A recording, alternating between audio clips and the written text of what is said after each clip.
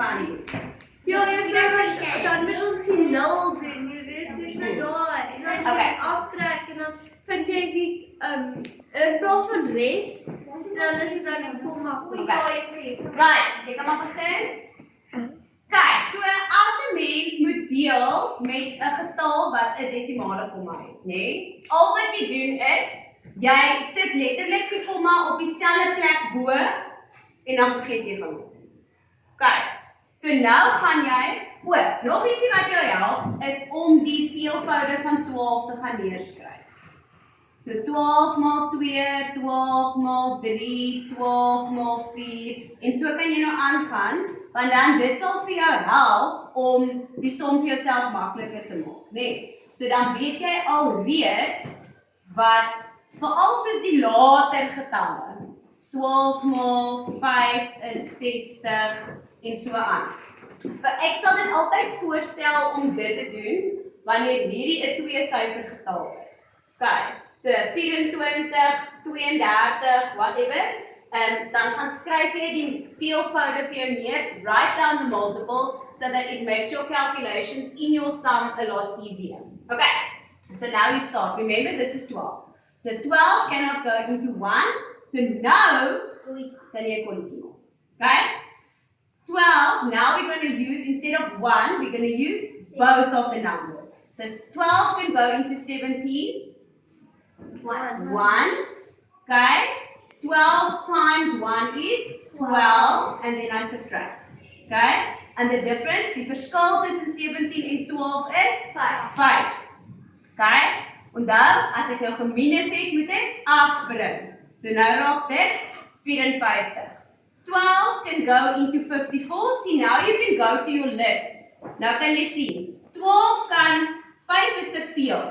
12 times 4 is 48. So now you add your 4 and you write your 48 here and you subtract. Because 12 times 4 is 48.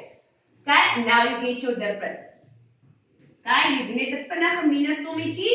Dit gee vir my 6 en dit gee vir my niks. Is mos 6, nee? Ja. Okay, and now, once you've minus, you bring down. Okay, now raak dit 62, it becomes 62.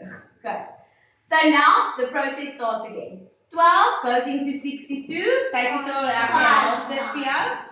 5 times, and then you put in your 60, because 12 times 5 is 60, the difference is 2, but now, in grade 7, we don't write res, okay? We already have a decimal here anyway.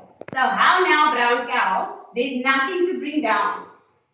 Ons sit 'n 0 langs die 2. Jy sit die 0. Jy sit 'n 0 in en jy bring 'n 0 af. Okay, so now it's 20. How many times can 12 go into 20? Once. 1 keer, want 12 maal 1 is 12. Okay, en nou minus jy. Okay, die verskil hier tussen 12 en 20 is 8. Okay, hoe maak ek nou? Nou maak ek weer 'n nulletjie en jy bring hom af. Hoeveel keer gaan 12 en 80 in? 6 keer. 6 keer, want dit is hoeveel? 72. Okay, ek gaan net hierbo aan. 72. Okay.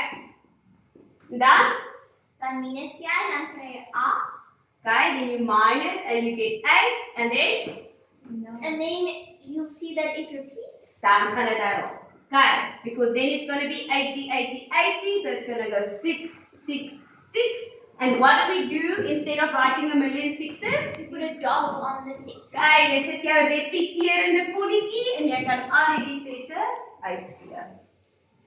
Okay, can you round off after your decimals? Kan jy afrond? Natuurlik. Okay, ek werk altyd tot so 3 getalle, maar jy kan afrond as jy sien die getalle is heeltyd verskillend. Okay, dan rond jy af tot 2 na die desimaal. As dit repeterend is, dan sit jy net jou repeterende kolletjie. Okay, happy? Ja. Okay, kom ons stop.